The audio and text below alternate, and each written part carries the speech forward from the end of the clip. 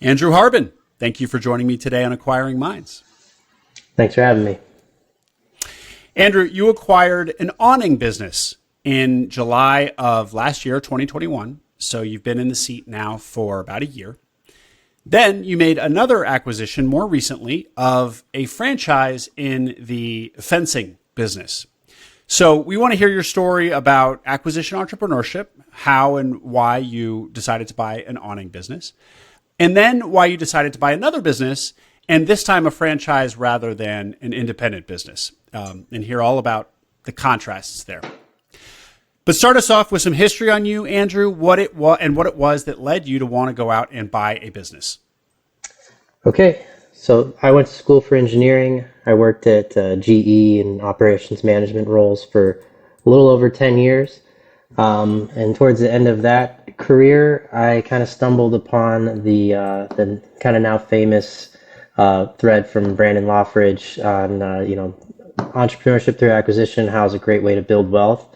And it kind of just got me thinking. I never really thought about that. I always thought of entrepreneurship as like inventing stuff or, starting something from scratch, not taking something over. And I felt with my operations background that I would be a good candidate to step into something that was already, operating well and take it over and try to grow it and optimize from there. So, spent a few months kind of just kicking tires, reaching out to brokers, learning about the process, reading the HBR book, doing stuff like that. And eventually found one that I was pretty interested in. Learned a lot in a month of trying to figure out how to even go about doing an LOI and all that kind of stuff. And in submitting an LOI, I thought I was definitely going to get it. And, broker ghosted me for a couple of weeks and came back and said, yeah, we went with someone else. But going through that made me realize like that was what I really wanted to do. And that's when I buckled down and really started to learn about it, joined Search Funder, consuming stuff really around the clock when I wasn't working, and really got into search heavily in that like kind of December, January of 20 into 21.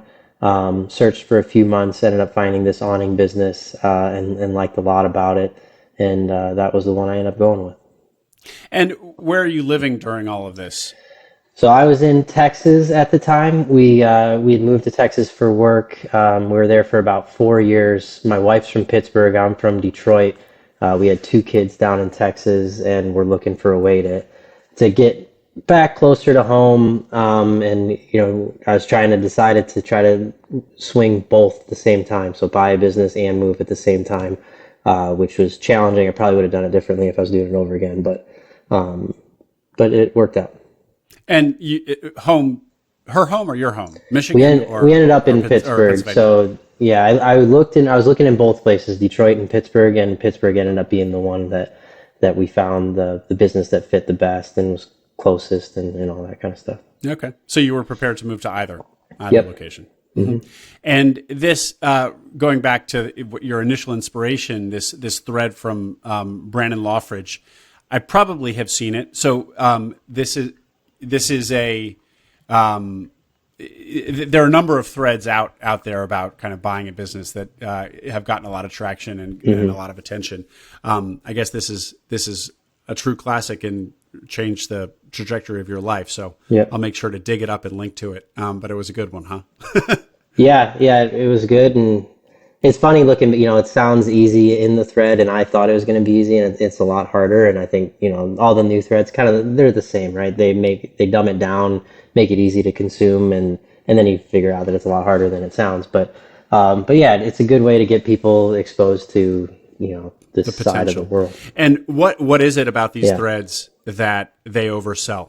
What is so much harder than sold? I wouldn't say, and I wouldn't necessarily say it's like overselling. It's just like, when you think about, hey, I'm going to go buy a business and get a loan to do it, right? I think at least I thought of it more like buying a house, right? Like, right, that can be challenging too, but you make an offer, and then if the offer is accepted, you just close and buy the house, right? You don't go through these purchase agreement, all these lawyer stuff. So that was, I think, the more challenging part. And then also, the listings aren't as clean as a house, right? You get a lot of garbage listings. Brokers don't call you back. There's a lot of challenges. Sure. Interesting that actually having gone through one of these broken deals yourself, that actually made you were like, it was after that, frankly, negative experience that you were like, no, I'm doubling down on this. I want this. So even though it was kind of a negative outcome, you felt really that much more drawn to the possibility?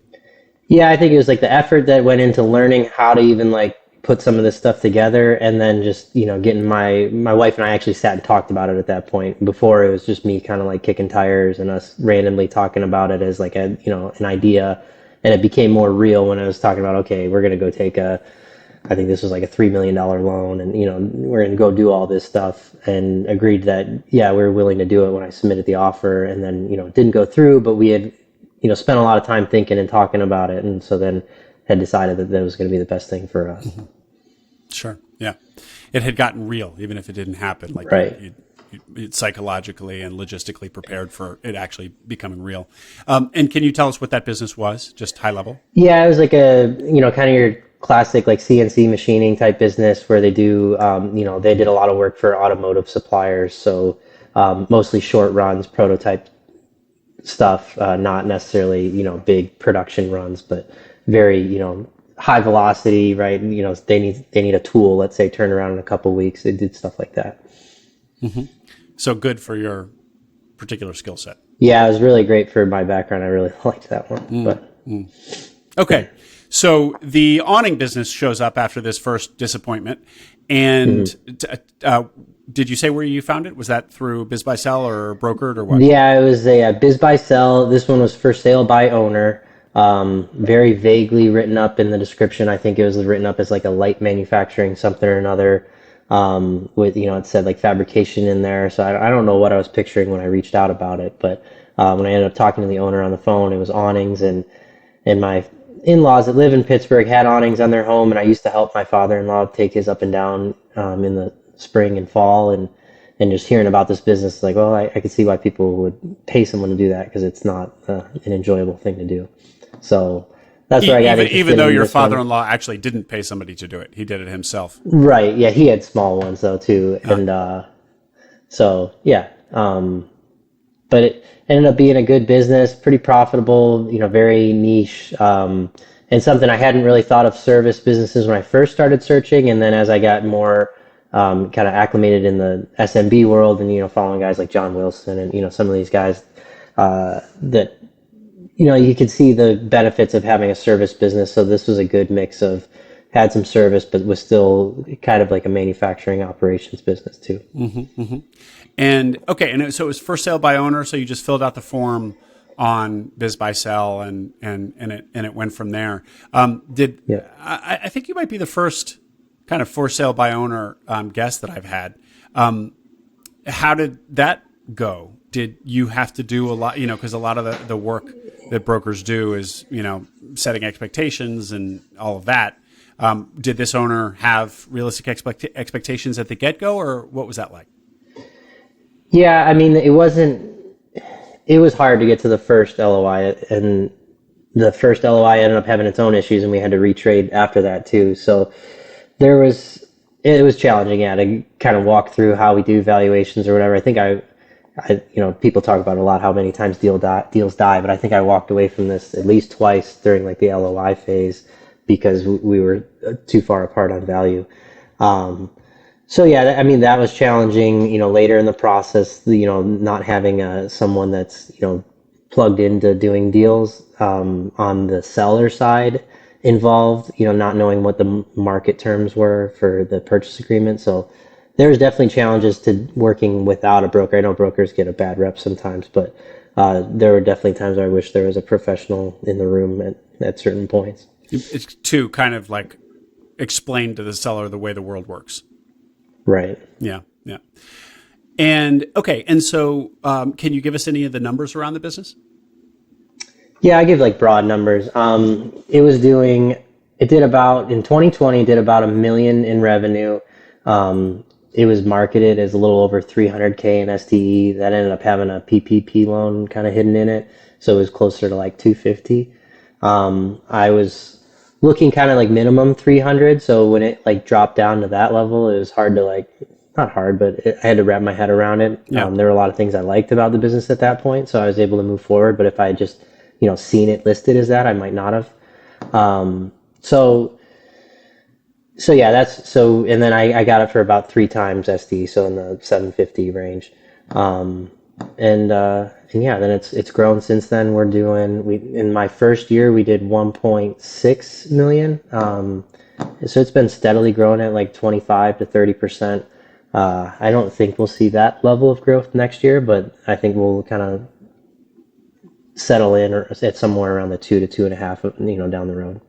Okay. Well, this is very intriguing, Andrew, because you kind of had the best outcome of, quote, buying small, which is like it very under your ownership, it very quickly jumped to a business doing SDEs of like, what otherwise might be the ideal window. And all you had to do is, and so you get all the benefit of that. You didn't even have to kind of find that. But let me just make sure I heard the numbers correctly. So it was doing $1 million in revenue when you bought it, and a year later it did 1.6, or 2 years later it did 1.6. 2 years. So like the 2020 was basically the financials I bought it off of. Last year it did 1.3. This year it did 1.6. Awesome. Okay. Yeah. Yeah. So growing at 30% ish. That's great. And how old was the business? So the name Venango Awning has been around since 1946. Can you say that again? Slower. Venango? Venango Awning has been around since 1946. It used to be well north of Pittsburgh. In the 90s, it moved, a little closer to Pittsburgh. And then the previous owner to me only had it for about 5 years. And he had kind of grown it it was, I would say, a very lifestyle business before he took it over. And, it still kind of was. But for, I would say, a long time, it was more in like the 400K revenue range. And then he grew it over a 5-year period up to about $1 million. And then, we're still growing now. Yeah. Did that give you, I would be concerned a business founded in 1946 only got to, 400K in revenue after whatever that is, 60 years or 70 years, I guess, up to whatever, called 2016. And so that, now you might have already answered that by maybe those owners over those years just weren't super hungry about growing the business. And so maybe that can explain that away. But then the fact that you had this intermediate owner, the one that you bought it from, who was probably more of an entrepreneur because they acquired the business with presumably kind of a growth mentality. And so, one of the appealing things about buying kind of an old fashioned service business is that you can come in and do all the things to make it grow that the previous owner wasn't. It sounds like, but if I'm buying it from somebody who's had it for 5 years, who themselves are kind of entrepreneurial or have an investor mindset, growth mindset, they probably will have, plucked a lot of that low hanging fruit. So talk me through your thinking on all of that. Okay. So start with a little bit about how the awning business works. So especially a residential awning business, you sell the awnings, let's say in the spring, and you have a group or a group of service customers that you take down their awnings in the fall, you store them in the winter, you put them back up in the spring. So the owner previous to the last owner, when they took down their awnings in the fall, he went to Florida in December, came back in March, and they started putting up awnings again. They weren't out trying to gain new customers, right? They would sell whatever amount they needed to sell to hit the, I don't know, whatever, let's say 100K SDE that year, and that was it. So this owner kind of took them out of that. We started doing more of like the winter type. We do like winter enclosures and things like that. Taking on new customers, like a lot of other awning businesses still will not take on new service customers at this point. A few awning businesses went under in the, during COVID. And so a lot of and me too, right? I ran out of space last year. So a lot of people are turning, there's more demand right now for service than there are companies. So that is where it's grown, and then where it can continue to grow is we're still very small on the commercial side, and we're probably 10 to 20% commercial customers, and I think if I grew it to 25% and did more metal and aluminum awnings, that's probably where the future growth is. Not necessarily residential canvas is probably somewhat not going to grow significantly in the future. Okay. Great. And did you, all of this kind of growth thesis stuff that you're explaining to me now, did you have all of that from before? Was that part of your thinking going into the acquisition, or is this only with the benefit of hindsight? There's certainly some benefit of hindsight for sure. I thought that I'd step in and be able to grow commercial. I think that's been harder than I thought it might be. I think a lot of those commercial projects, construction type stuff, is very relationship based. They use their same supplier they've been using for a long time. So getting your foot in the door on some of those big, my average ticket's like $5,000. Getting your foot in the door on some of these $50,000 projects is not easy. Yeah. So still trying to find my way on that. And then, just the growth has been, residential growth has been a lot of just marketing, Facebook, Google, increasing ad spend and stuff like that. And you say you don't think there's going to be a lot of future growth in the residential side, and yet you have grown very nicely on your core residential business in the last year or two. Mm-hmm. Is that just because of, kind of post-COVID tailwinds that you think will kind of run out? Why do you think that there's not a lot of continued residential growth ahead? I think the big one is, things have kind of consolidated around a handful of businesses in the Pittsburgh area. So, the companies that went under are gone now. And I think who knows? There might be another company that goes under or just closes up because they want to, and then that throws another 1,000 service customers out the door and they're looking for space. But I think a lot of the people that needed service found someone in the last 2 years, and there's not going to be as much, we did plus 30% service customers last year. I don't think we'll see growth like that again. I hope not. I can't take it. You can't take it. So basically one of your competitors goes out of business. The remaining players, including yourself, really feel it. There's this great kind of like land grab for a year, customer grab for a year, and then things settle down again. So unless that happens again, things are kind of settled out. Right. Yeah. And I've only been here for a couple of years, so that, it could be that it continues to grow like crazy. It's just I don't know where they would come from at this point. Yeah. Yeah. Okay. And Andrew, you've been touching on it, but kind of break down the awning business for us, or the residential awning business where you play. Mm-hmm. How much revenue is from? Break down where all the revenue comes from. Is this? It sounds like it's kind of recurring-ish. So let's talk us through kind of how the revenue works first, and then we'll get into like, do you have to make this stuff and so on. So revenue first. Yeah. So a quarter of our revenue is just service. So very heavily in October and April, we take down the awnings. We get half of the service revenue when we take them down. We get half of it when we put them back up, and that's grown to $300,000 to $400,000 a year, and just going out, taking awnings down, storing them, putting them back up in the spring.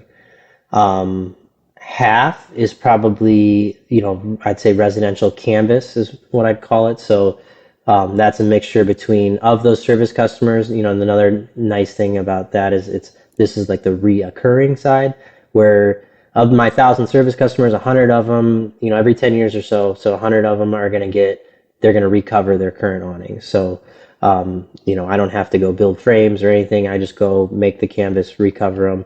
So that's a good chunk of that residential canvas business. And then another part of it is just, people call in, they want an awning at their house. We go make a new awning in the spring and summer. And then like 25%-ish is, either commercial awnings or aluminum awnings. So aluminum awnings that's where a lot of the growth has been since I took over. We started doing insulated aluminum awnings, and it kind of looks like a fixed roof. It has a built-in gutter system. Similar to like what a patio enclosures company does, but without the enclosure piece. So just kind of the roof, but it's not a fixed roof that goes into roof joists. It connects like an awning. Okay. Well, I encourage people to search some of these vocabulary words on Google Images if you don't know, if you're having a hard time picturing it, as I am. Okay, and great. And then in terms of the kind of the manufacturing piece, well, you said in terms of the service, installing and taking down the awnings, you had just that little bit of experience doing that via your father-in-law. But that was just one awning and one type of awning. And so have you had to become an expert in awning service? Yeah, I mean, kind of, right? More the customer service side. I think, you hire the guys, you get them trained, they go do the work. Um, the customer service side is hard, right? Like when you're servicing 1,000 people in a 5 week window, um, you get a lot of phone calls, whether, when are you coming? They left this screw loose, they left the tool there, so dealing with that was challenging in the spring. I didn't realize, I kind of prepared for hiring all the guys, getting all the trucks ready, getting all the material. Wasn't prepared for like the wave of phone calls that were going to come in. When it's easy to say on Twitter to just answer the phone. It's crazy how hard it can be when you run a super seasonal business like that, where you do so much work in that little period of time. You're touching that many people.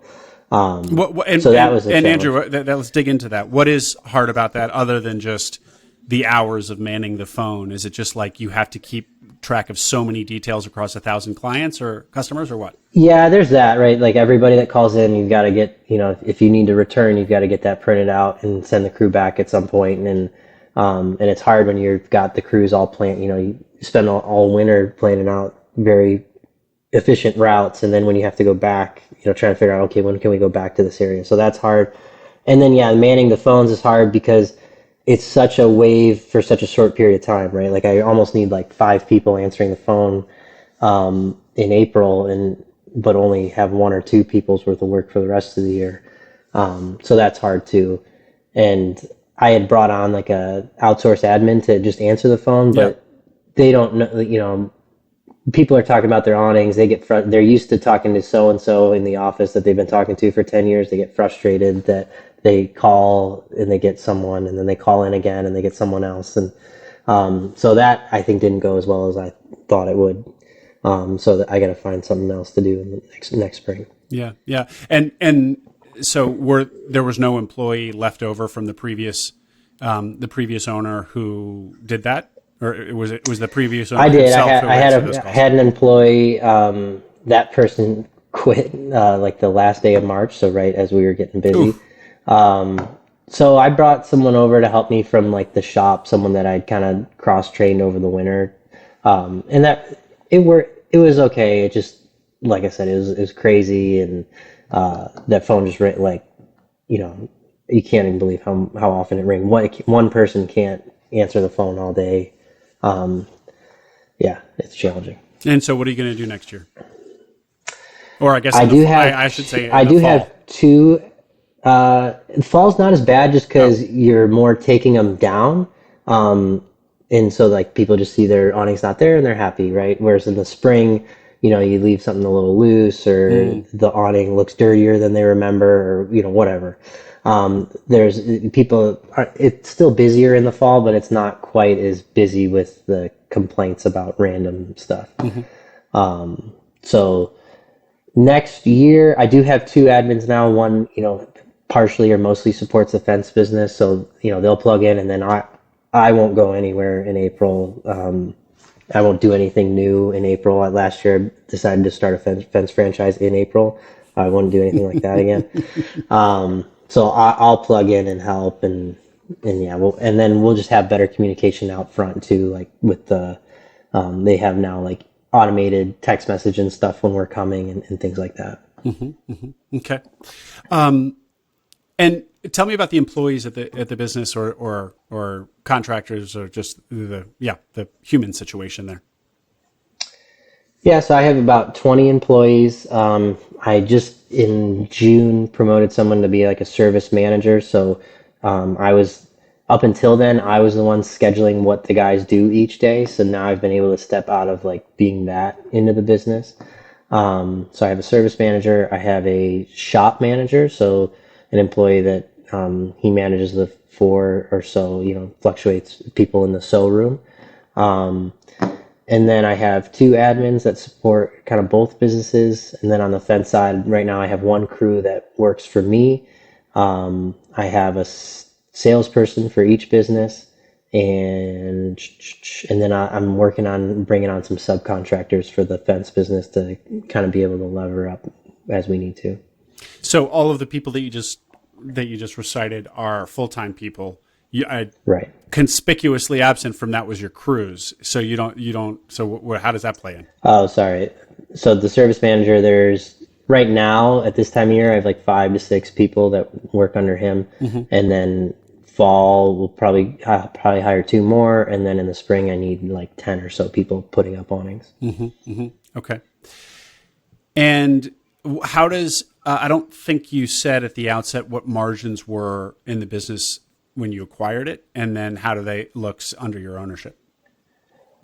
Margins are so it was 25% like SDE. I'd say is even a little bit north of that. I think the owner had some expensive hobbies that he ran through the business. And we've stayed about steady, maybe a slight dip as I've paid more now to people, right? Wages have really increased. We've tried to increase prices with it, but it's hard to match it step for step. Yeah.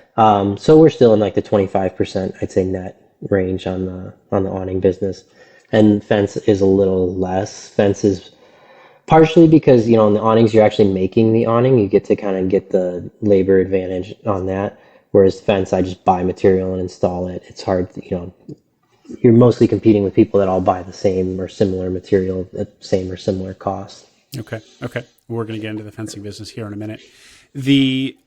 So despite your, how would you say that your year in the seat has been? How do you feel about the awning business now, awning generally, and this whole life path you've chosen? I feel really good. I think it's gone about as well as I could have imagined. Yeah. I've done some of the things I wanted to do, right? The previous owner is very, very, very involved in the details. I wanted to make sure to get out of some of those details, grow the team, let them make their mistakes. I knew I was going to do that before I came in, and I did that, and we failed at some stuff, but for a year later, right, I feel a lot better about where the team is. There's still a lot of work to do, but yeah, overall I feel really good about where we're at. Certainly have no interest in going back to corporate, and just happy to kind of keep growing what we're doing. Given your what you were educated in, it was engineering of what kind? Mechanical engineering. Mechanical engineering. Do you rely on any of that at all, or could anybody kind of come into an awning business and with some work learn it?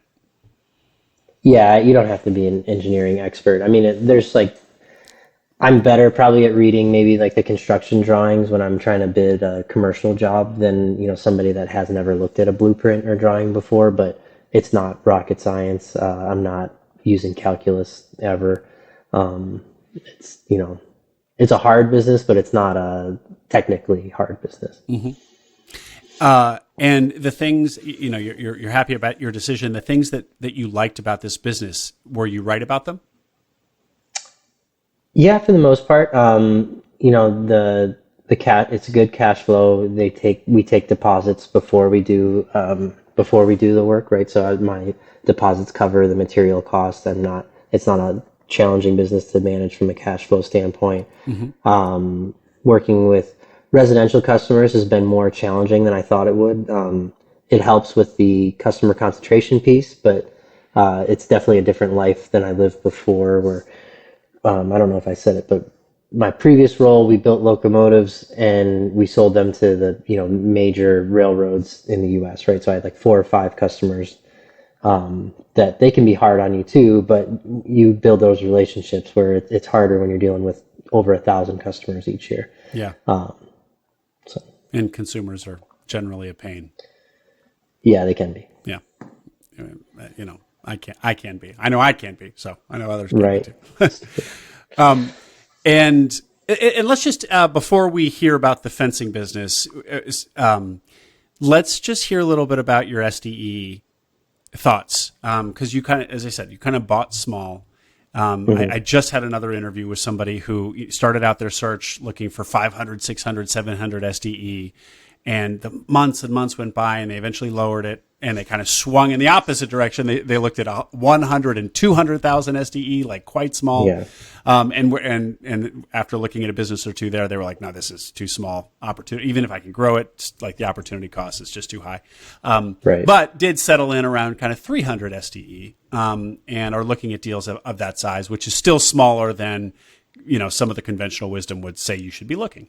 So, I don't know if you have anything to add there. Was there something about I guess one of the things that you really hope for if you're going to buy small is that you can grow it pretty quickly. I mean, what happened to you? You grew it from, 300 or a little bit lower, actually, 250 SDE up to whatever 25% of 1.6 is what is that? 400. 400. Yeah, 400 SDE and in a couple of years. So I guess what you really look for is some opportunity to grow a small business quickly. I don't know. Any thoughts on any of this? Yeah, I just say there's a lot of opportunity. There's a lot of businesses are small because the owners decided to stay at that 750 range. Like they didn't want to try to hire there's cost into growing though too, right? You have to buy new trucks, buy new equipment, blah blah blah blah blah. But yeah, I mean, I think if you're going to go the self-funded route and want to try to take it down yourself, you kind of have to, unless you're independently wealthy, you kind of have to aim in that area. And then if you want to, if those don't feel good to you and you want to go up market, you just have to be comfortable with talking through investors and understanding what that's going to look like. And I think it's worked out well, right? I think the 300 to 400K SDE is fine, even if you don't you don't have to be Rich Jordan and double it in year one, right? I think, you can feed your family off of 300 to 400 SDE, that's for sure. Well, and just the other point about your point about if you want to buy a larger company, you need to work with investors.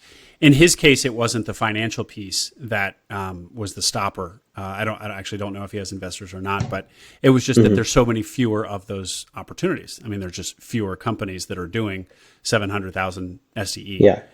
So for him, it was just a question of deal flow. He just to find more deals, he had to lower the bar down to 300. And I was similar, right? I started out thinking I wanted, same range. But it was, there are less deals in that range and probably even harder that I found, right? And I was maybe impatient, maybe it would have got better over time, but getting brokers to get back to me and believe that I could go take down 700, 800, 1,000. There's just a lot more friction at that higher level when, they just didn't trust that in me or whatever, right? So you try to build that brand. And I think, probably spend a few months talking to the same brokers over and over again. And especially if it's regionally based like I was, then they're probably okay, he's serious. He's legit. But it's harder to get in that point as opposed to one that's going more of million total value. People, you show people what you have in your bank account or whatever. They're okay, he could do this himself if he wants to, with the SBA loan and all that. So I think that was a challenge too. Is just I think I was just impatient. I was reading. I think it was Nick Hashka at the time was putting a lot of stuff out on that. And it was that's when I was okay, yeah, I could drift down. And also right around the same time, I think Mike Botkin was talking about he had just closed the deal as I was searching, and just hearing what his career background was like. I was well, I'm too good. It was easy then to be more humble on, okay, I can drift down too. If he can do it out of this big role that he was doing, I can too. Yeah, great. That's great. Yeah, both of those guys talked about both of those things on the pod, early Acquiring Minds guests. Very cool. Okay, Andrew, you have, we've been talking around the fact that seasonality is a key feature of your business. And it's one of the things not to like about your business. And one of the ways, so I want you to just kind of talk to that point directly. The hiring piece, of course, is going to be the big thing there, but talk to that point directly. And then how acquiring a second business that kind of is counter-cyclical in terms of the season when it's active was your solution to this pain point.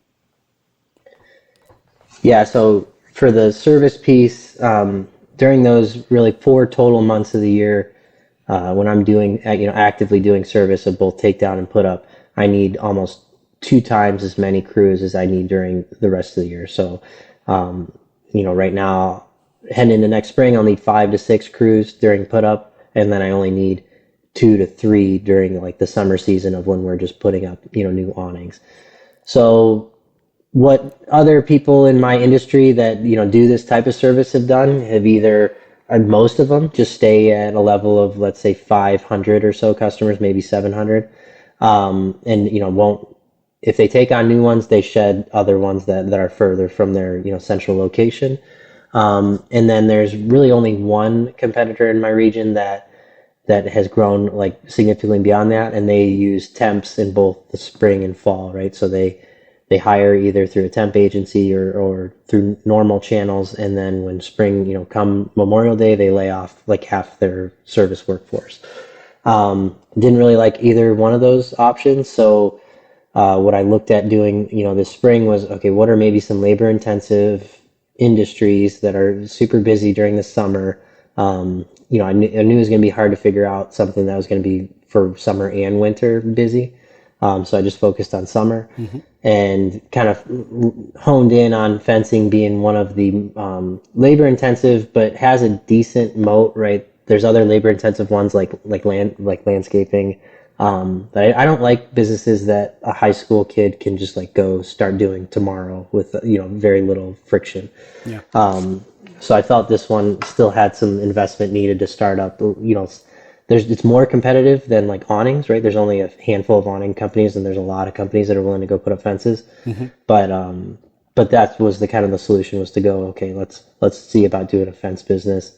And thought about starting one, thought about buying one, and ended up going with franchising because to me it seemed like the best option. Yeah, go ahead, Andrew. Let me pause you there because we're gonna we're gonna get into that pretty deeply. But on the thing about the two solutions that you said your competitors do, they basically like keep their, get rid of customers if they take on new customers to kind of keep an equilibrium amount of customers that, so they don't have to, they reduce their staffing problem that way. Or option two is the temp option. Why didn't you like the temp option? It's just like you go through all this, especially for me in my first year, right? I go through all this effort to hire all these people, and I felt like I did have a very good crew. And then just to turn around and lay them all off 2 months later, I don't, because then, COVID hits or something and the government's giving away free money. And then, how are you going to get people to walk in the door for $15 an hour for 2 months of work? So it was more of like to have a steady staff and, not be doing that churn every year, which you're still going to deal with churn, but hopefully not, quite as bad. Yeah. Yeah. Okay. And then, great. Then, so you were looking for a business where you could basically have, basically W-2 folks, bring them in as proper full-time employees, train them on awnings, and then retain their skills year in and year out, or as long as they'll stick around. And then also train them on another skill, namely, in this case, putting up fences. Same thing. You train them. You only have to train them once, other than just the natural churn of the business. And ideally, you were looking for something where it would be summer and winter to fill it, because those are your slow times. But winter was going to be hard because there's just not a lot of stuff, I guess, in this world at all that happens in the winter. So just fill the summer, and then you got 3 seasons filled for your crews, and that's enough to justify W-2ing kind of all your crews. You find, and so fencing is really active in the summer. That was great. And then, so great. So that brings us up to why. So you thought about starting one from scratch. You thought about buying one. You thought about, and then doing a franchise. So walk us through your analysis of all those options. Yeah. So starting was going to be hard for me because, very busy with the awning business. I'd almost have to hire someone to then go start it, which maybe I could have tried to do.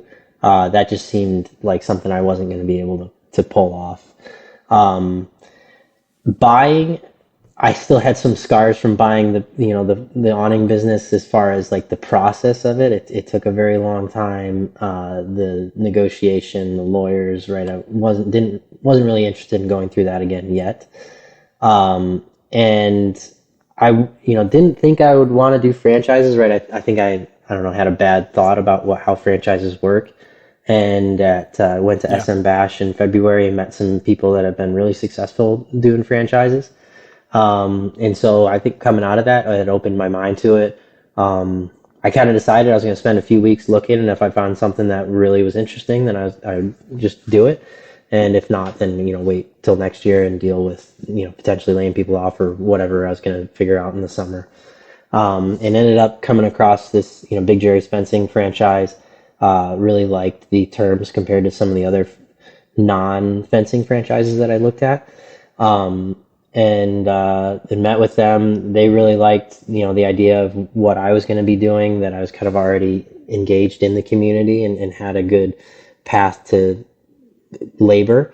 And then I really liked what they brought to the table as far as just some of the processes, right? I think the big one ended up being the supplier relationships. I think would be a very challenging part of getting into something like the fence industry.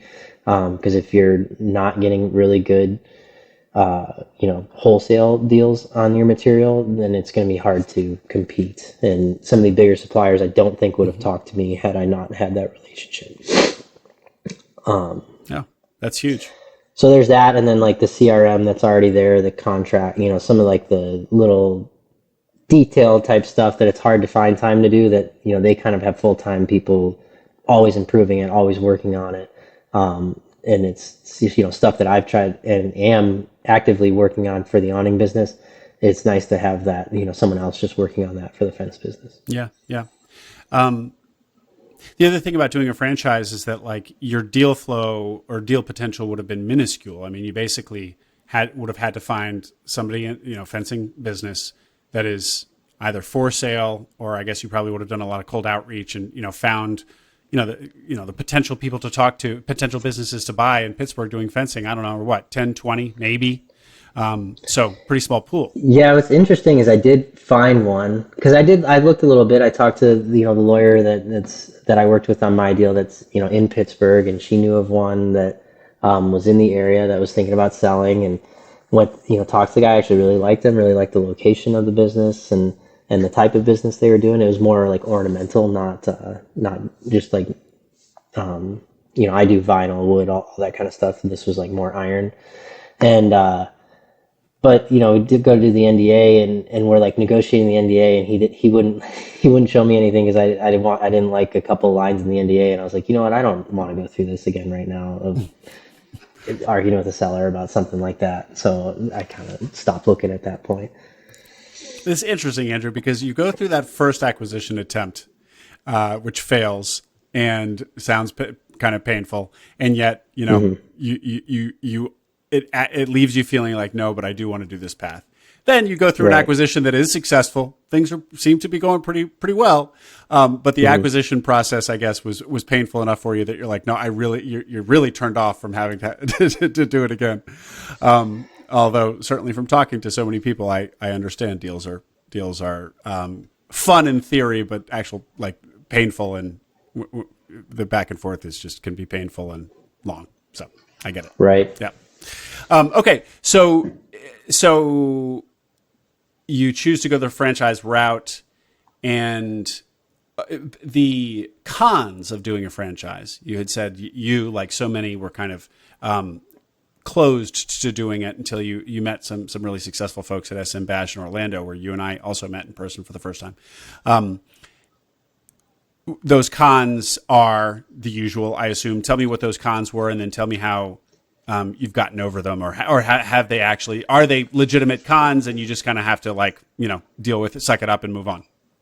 Yeah, I mean, there's some cons, right? Like a pro is that it's less capital. You're not taking out a loan. There's no kind of PG that's going to ruin me on this fence thing.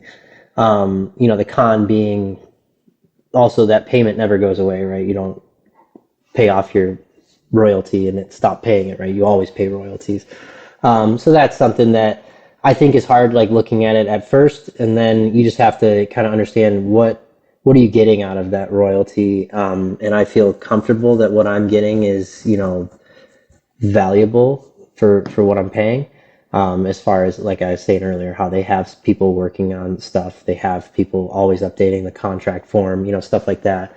So I think that's something that you have to get, and I think when they have to, with their franchise disclosure, say what it could cost to start a franchise, and then people look at that let's say $150,000 to start a fence or cleaning or whatever business, they're like, oh, I can start it for $0 tomorrow with a vacuum cleaner. But that's what they put in there. It's up to you in most case, or in some cases, it's up to you of how you're going to spend that money or how much you're going to spend. I think on mine, I forget what the total it said, but one of the line items was like a brand new, F450 or whatever, big truck, right? $80,000 truck. Well, you don't have to go buy an $80,000 truck to start a fence business. So I think some people get scared or get turned off by some of the documentation, but it's required that they put that documentation in there so that they're not misleading people into thinking, oh, it's only going to cost $5,000 when really it ends up costing $80,000 or whatever it ends up being. Interesting. Okay, so I haven't ever looked at such a document, but basically there's like a number, a top line number that's like, this is what it's going to cost to do this, and then they itemize that, and they have to be conservative about that, meaning like show all the possible expenses. But if you really scrutinize it, some of those things are more discretionary, and you might not have to actually do, especially if you already have some of the stuff in place because you have an existing business. Right. So for me, I had to pay the franchise fee, which, that you get some training out of that. You probably don't get much out of your franchise fee. That's kind of just your buy-in. But then you can either feel good or not good about whether your royalties are going to good stuff. And then, there's usually a range on, okay, this is what the total is going to cost. And then you have to look into that and say, okay, do I actually have to buy all this stuff? And if you're starting from scratch, then you probably do. And like you said, in my case, I didn't, right? I didn't need a new building. I didn't need brand new trucks and stuff like that. And what about, for some people in the franchise, there's a bit of a vanity thing, which is like they want to have their own brand, their own feeling of independence. Any thoughts on that? Or is that not a big deal? I guess it's maybe easier for me because I already have that in the other business. Right. Right. So no, for me, it made a lot of sense to plug into this one because it takes a lot of the effort out of, some of the things of running a business that they just have people to go do.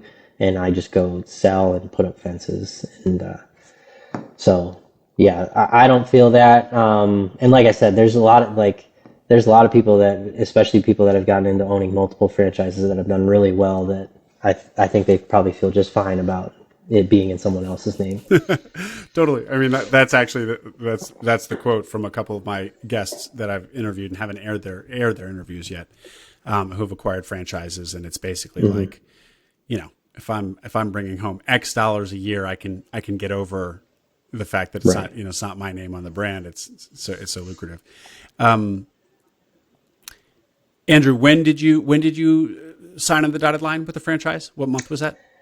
It was, I want to say early April, because then I went down for training in like late April. And then we started advertising and like selling in like mid-May. So you were really trying to hit it for this summer, trying to get this whole. Yep. And and did you? Has it solved the problem? Yeah. June was like crazy. It's almost growing too fast. I got nervous. But we're just kind of settling into, I'd say about 50K revenue per month this year. And then we still, pretty limited on reviews for our area yet because there's a brand new franchise to our area. And I just leased a new building. So like it didn't have a location either. It's like a service location type thing. So I think as, we get into next year, we have some more reviews, an actual service location. I think that can grow towards $1 million in revenue business. In the second year? No. Third year. That would be a great year. I think I would say probably a year from now, it'll probably be like on that, monthly path. Yeah. And then, probably the third year, I think it could get there. That's remarkable. And you're already on a run rate for $600,000 a year at $50,000 a month is $600,000. A little less because it'll be, same thing. There's some seasonality to it. So it's probably like I'd say about $500,000 in the first year-ish. Wow. That's really, that's really fast growth. So,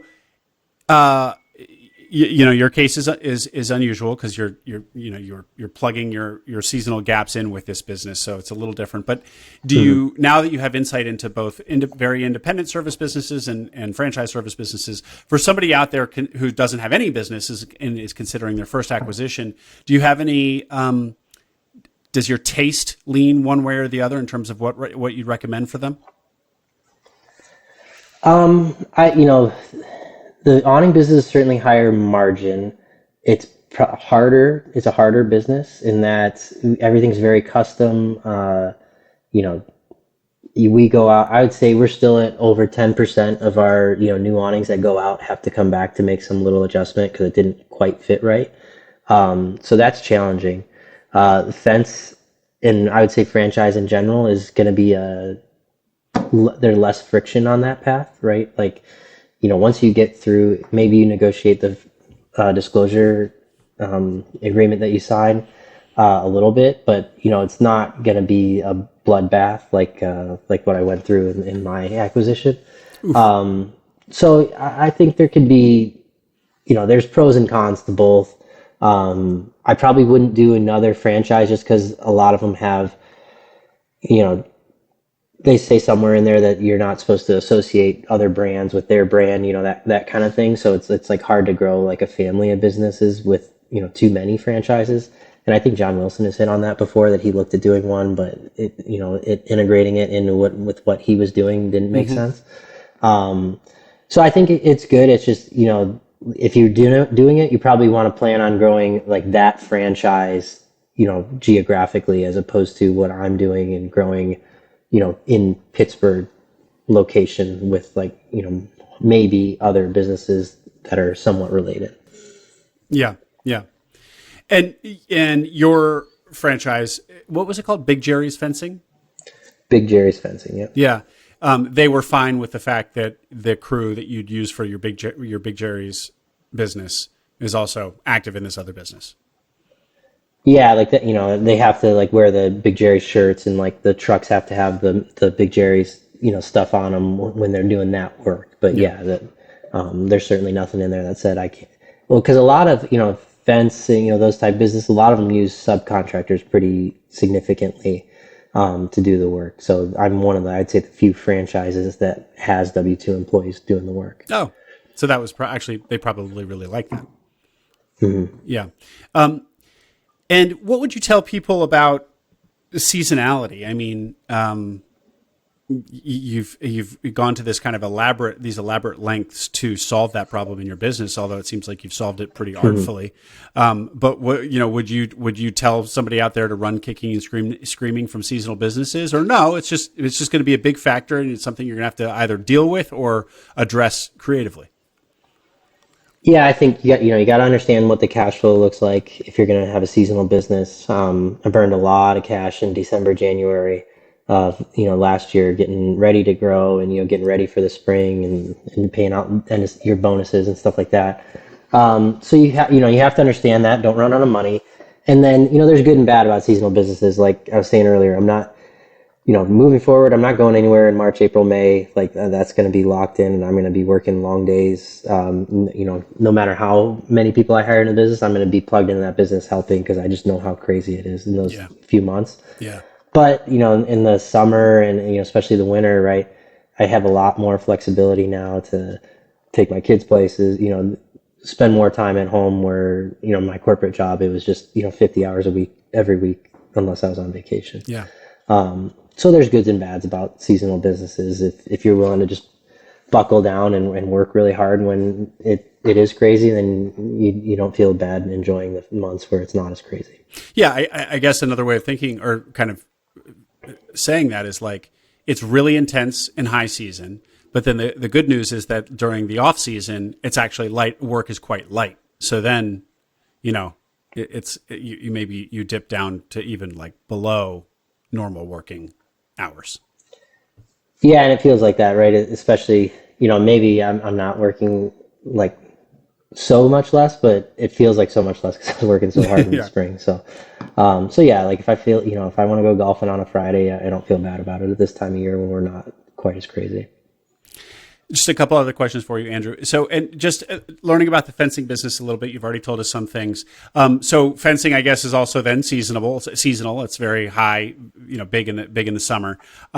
Is it a business? You had said that access to materials is a big bottleneck or like competitive differentiator in a fencing business.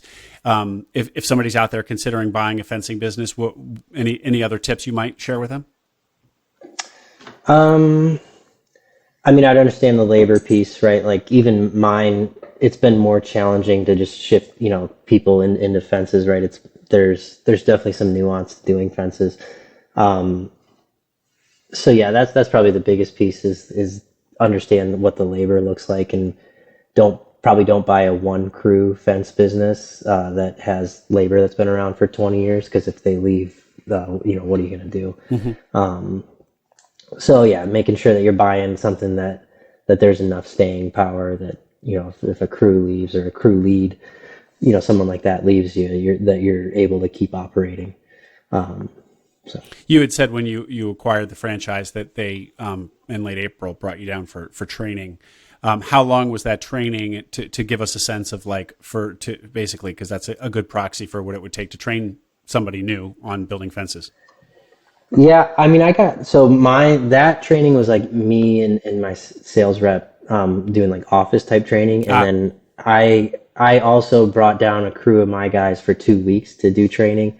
Now I was lucky in that one of the guys working for me in the awning business had experience, not like working for a fence business, but in construction and had done fences and pretty like good with his hands type person.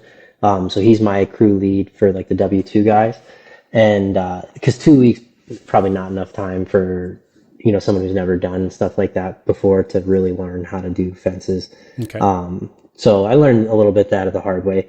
But it took a couple of months, but they're starting to, kind of get in a rhythm here of doing the fences. And then I'm working on onboarding a couple of subcontractors too, just because I have 3 like W-2 employees that are doing it, but I don't have anybody yet that's ready to be like a crew lead to train other people. So that's a challenge is like, when you're trying to grow, if you can't split off, I can't just add people at this point because I don't have enough people to train them. Yeah, yeah. Andrew, you said that you never see yourself going back to corporate life. But just to put a point on that, so as the last question, how do you feel overall about this path, and what might you tell to other people considering it? Yeah, I mean, I feel great about it. It's a different type of stress. Like my last job had times where it was pretty stressful too, but when it's your, checkbook on the line and all that type of stuff, that's a different stress. So, you got to be ready for that. If you don't It's a have, worse stress. You're saying yeah, it's different and it's probably, I would say it's worse, right? Like it was very early in my career. The last time I felt like as stressed as I did this last spring. So yeah, it's a high stress, and people on Twitter have talked about it too. There's the mental health side of doing this that you have to be prepared for if you haven't been like super, super stressed before and don't know how you're going to handle it. You just want to think about that. Um, And the stress is coming and from the anxiety of failure and the fact that you have a personal guarantee, or just I've just never, the so I know work is people just have said hard to that. deal with. I think maybe I was lucky in that I stepped into a business that was growing to the point where like the financials were never or have not been a significant issue. Yeah. It's more been just like so many things to deal with, like especially in the spring and when that person quit, and I'm doing job I've never done before, and I'm trying to learn her job. Like it's just not enough hours in the day is what it seemed like. Yeah. Yeah. Not necessarily that we were going to completely face plant. It's just like working so much and trying to understand what we were doing. Yeah. Yeah. Yeah.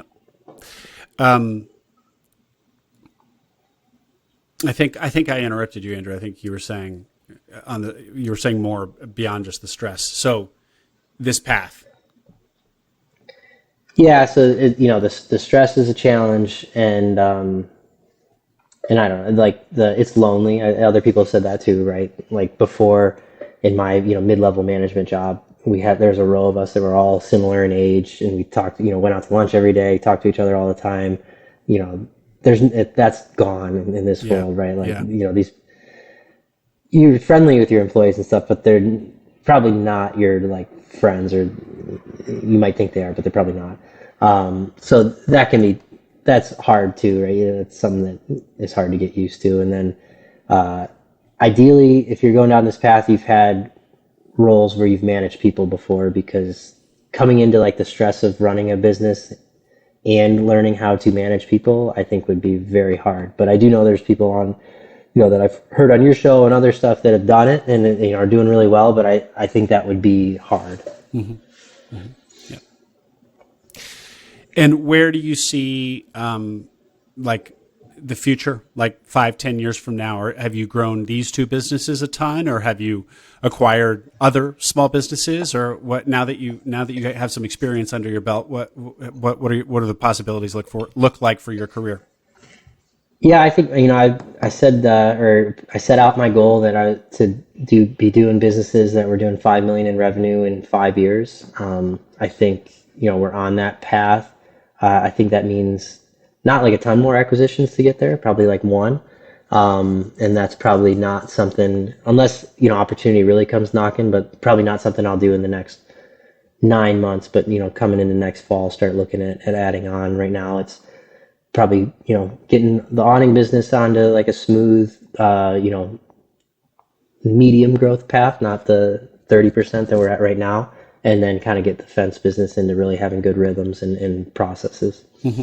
And I'm sorry, what was this $5 million goal? Can you elaborate on that? I don't know, I might have plucked it out of the air, but I'd like to be doing 5 million in revenue between the businesses, or in the 800 to 1.2 million EBITDA 5 years after my first acquisition, so 4 years from now, basically. Yeah, well, that would be a pretty great outcome. Yeah. Good deal, Andrew. How can people get in touch with you if they have questions? They can. So I'm not super active on Twitter, but I'm on there a lot. I don't post a lot. Yeah. So if you DM me on Twitter, I'll respond. And that's how I talk to, I'd say, several people that are considering going down this path and want to talk through what it's like and those kind of things. So that's probably the best way to reach me, and then exchange info at that point. Okay. Andrew, thanks very much for coming on. This is really, really interesting, and I look forward to watching you achieve your $1 million in EBITDA goal in the next few years. Yeah, thank you.